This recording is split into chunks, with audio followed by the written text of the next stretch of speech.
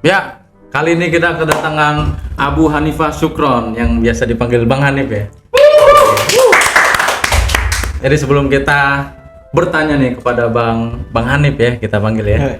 Jangan panggil Bang, ini kita seumuran. Oh ya, siap. Jadi Bang Hanif ini kita perkenalkan sebentar. Dia adalah lolosan atau award di ITB, benar ya? Tahun berapa tuh kalau boleh tahu? 2013 ya. ya. Dan juga beliau di jurusan ekonomi dan alhamdulillah sudah lulus di Sparta University atau Sulaiman Demirel University ya. Betul sekali Bang. Oke. Dia juga pernah menjabat jadi ketua PPI Sparta yang pertama kali ya. Yang pertama dan yang foundernya juga. Jadi foundernya juga. Jadi emang pas banget nih narasumber kita nih, pengalamannya dan juga ilmunya harus kita serap nih. Ilmu kita masih cetek ini. Allah. Harus belajar lagi dari ketua Misafir ini. Gimana kabarnya deh? Alhamdulillah Bang, baik Bang. Mesti bisa Bang. Kita harus nyoba di kehidupan kita ini. Apapun mesti bisa kita jalanin. Jadi ada dua topik yang pengen kita bahas ya. Wah, apa tuh Bang? Dia kan alumni nih. Jadi biar teman-teman tahu nih, Bang Hanif ini kan YTB, belajar ekonomi dan di kota Sparta, which mean di Universitas Sulaiman Demirel ya. Sulaiman Demirel. Boleh gambarin sedikit nggak tentang kota Sparta dan Sulaiman Demirel University? Ada kertas nggak Bang? Biar gua gambar Bang. Maksudnya dijelaskan, bukan digambarkan. Oke. Kotanya dulu apa kampusnya dulu nih? Boleh dari kota, habis itu ke kampusnya mungkin gitu.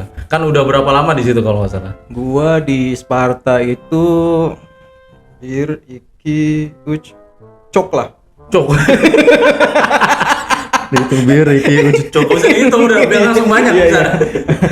Kurang lebih gua 6 tahun di Sparta. 6 tahun. 6 tahun. 2013 sampai 2019 pokoknya. Oh, gimana dulu kota Sparta menurut Bang Hanif? Kangen nggak kira-kira? Kangen banget sih itu kota. Wah, the best lah. Kalau bisa dibilang itu kota kedua gua gitu. Setelah kota gua yang di Indonesia, di Indramayu. Ya. Kalau boleh tahu tuh kota Sparta itu identik dengan apa sih? Khasnya, ciri khasnya? Khasnya Sparta itu banyak, Bang. Pertama ada bunganya, dia terkenal. Mawarnya. Bunga mawar ya. Mawar Sparta itu dia sudah ekspor sampai ke Eropa bahkan ke seluruh dunia. Wah, sampai dunia ya. Banyak banget sampai gue juga ada pengalaman juga pernah metik bunga. Mawar. Dan itu kita berangkat subuh-subuh, Bang. Oh iya. Kalau rada siangan dikit bunganya layu. Oh. Jadi di sana saking banyaknya mawar ya, dia juga mengekspor ke seluruh dunia itu ya. Iya. Selain itu ada nggak Bang ciri khas dari kota Sparta? Lavender juga. Lavender juga ya. Habis itu ya ada pelajar-pelajar juga sih. Pelajar. Karena memang Sparta terkenalnya itu kota pelajar. Kan nama kampusnya itu Sulaiman Demirel. Itu diambil dari nama orang. Jadi Turki itu tahun 90-an ada presiden namanya Sulaiman Demirel. Nah, Sulaiman Demirel itu pernah bilang gini, saya meninggalkan 3 hal di Sparta. Yang pertama itu pelajar, yang kedua itu tentara, yang ketiganya itu pedagang. Makanya di Sparta itu populasinya cuma 200.000. 200.000 orang. 200.000 orang. Sedangkan pelajarnya hampir 100.000.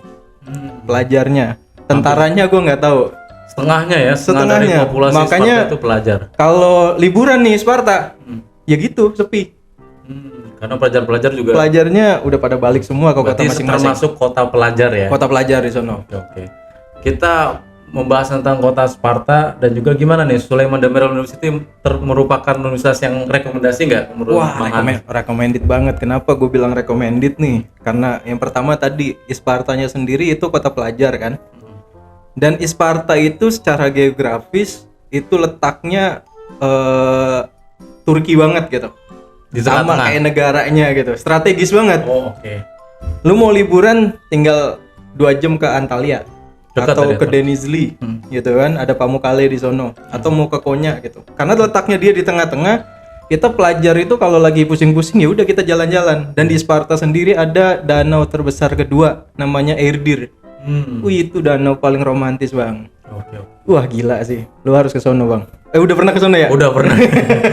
Jadi salah satu alasan kenapa kalian harus kuliah di Sulaiman Demirel University adalah strategis ya, dekat tempat liburan kayak Antalya, ada Konya dan juga ada danau terbesar. Iya, apalagi gua suka nulis-nulis puisi kan. Wah, itu Airdir itu tempat paling romantis lah.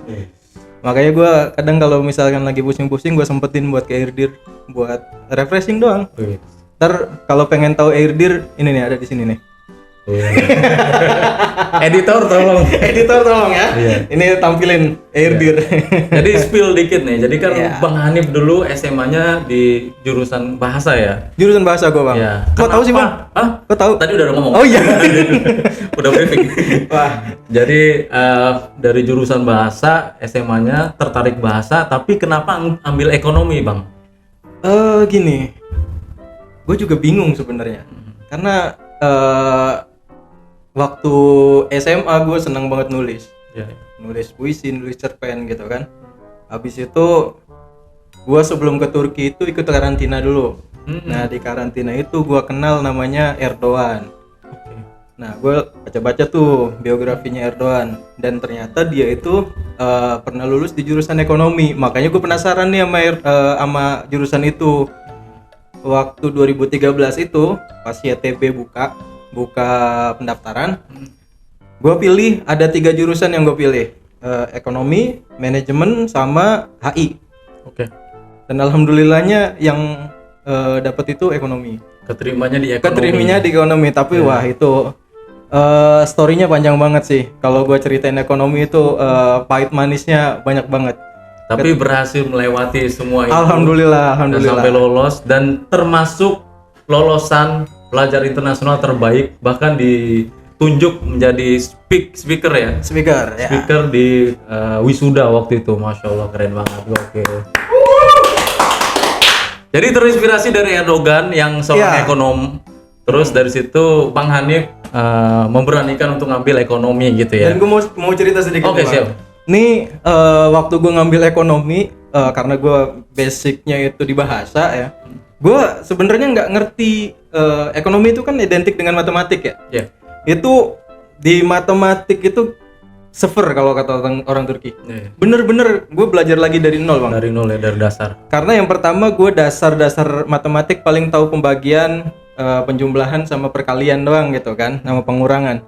Sedangkan di sana itu pelajaran matematik itu semuanya pakai bahasa Turki. Bahkan apa namanya itu ya? Terminologi mereka aja, terminologi di matematik itu pakai bahasa Turki. Iya, diganti pakai bahasa Turki. Kan kita bingung ya.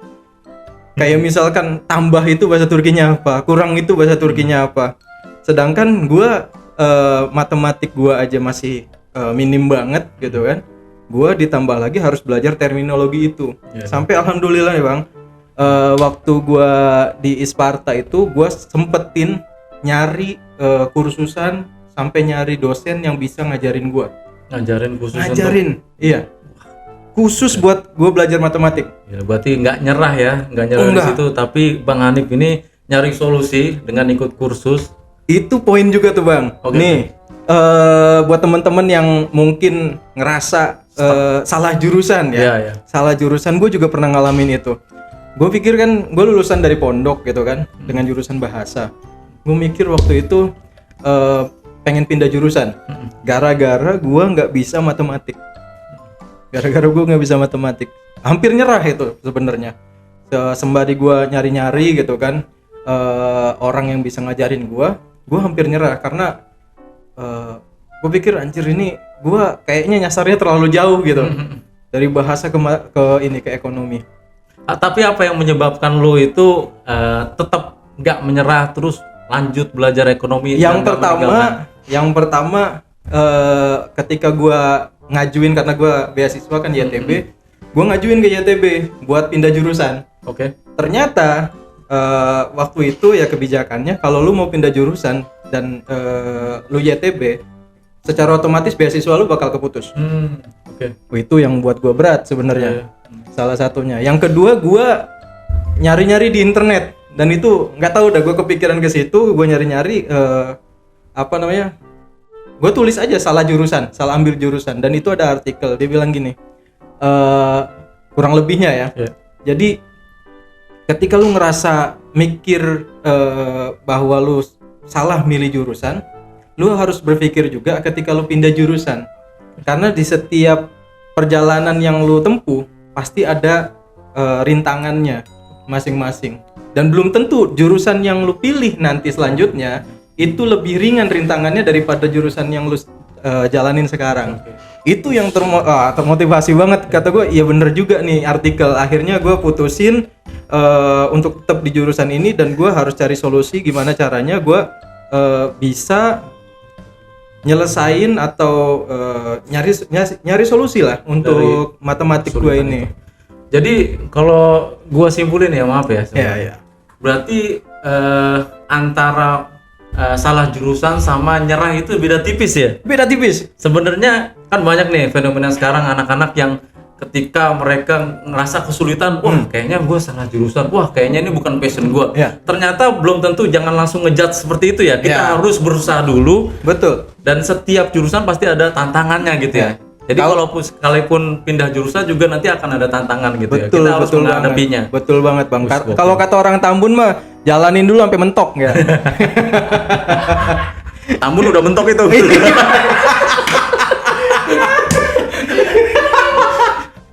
Puter balik. Kalau kagak jalan buntu itu. Gokil nih. Buat teman-teman yang ngerasa salah jurusan, bisa nih diambil hikmahnya nih. Jadi kita harus hadepin dulu terus. Tantangan itu bukan untuk dilariin tapi dihadapin gitulah ya. Betul, kurang lebihnya seperti itu. Mantap, dan gokil. Ketika kita ngadepin tantangan tersebut, Allah itu bakal bantu kita dengan caranya. Mantap. Itu gue juga nggak sengaja tuh ketemu sama dosen. Waktu itu gue lagi jalan-jalan aja ya di Fakultas Teknik loh. Jadi Sulaiman Demirel itu kan terbagi 2 Yerleske atau bagian daerah. Jadi ada daerah timur dan daerah barat. Gue di yang Fakultas Ekonomi itu di daerah timur. Dan teknik itu di daerah barat. Gue ada temen di sono, dan setiap selesai kuliah gue ke sono ke temen gue. Sambil nungguin temen gue biasanya keliling-keliling di lorong atau koridornya office-nya dosen-dosen. Sampai ketemu sama dosen yang emang ngerespon, maksudnya ngelihat gua orang asing gitu kan. Dia nanya-nanya awalnya, kamu dari mana, ini jurusan mana. Habis itu dia ajak ke office. Nah ini poin juga nih, orang Turki itu baik banget, mereka nggak pelit sama ilmu. Dan dosen sama pelajar itu nggak ada kasta atau kasta. Jarak. Iya, nggak ada jarak, apalagi lu pelajar asing, mereka pasti lebih respect ke lu. Oke. Dan dari situ lu ketemu dosen dan dia ngajarin lu matematika? Dia ngajarin gua, Bang. Wow. Dia ngajarin gua. Dia juga bayarin makan loh, gila. Wow.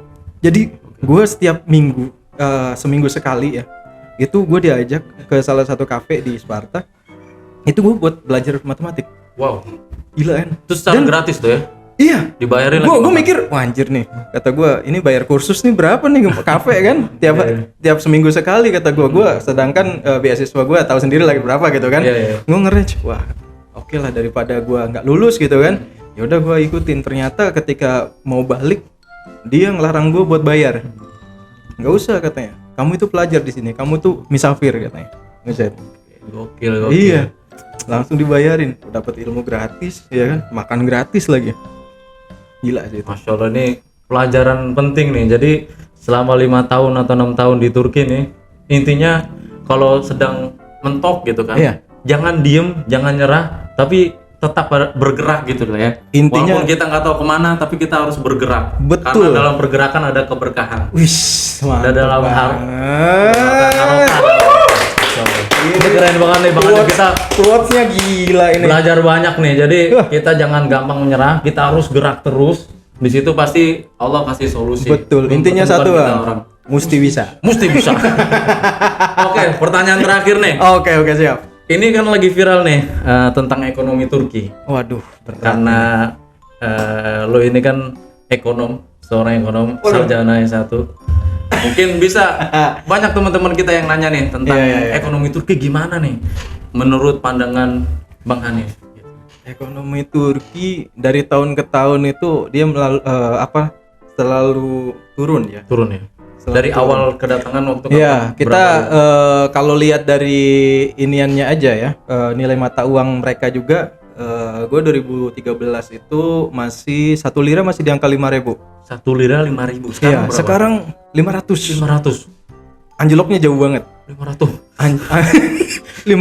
10 500 berarti itu 10 kali lipat turun ya? Iya. Itu kenapa kira-kira?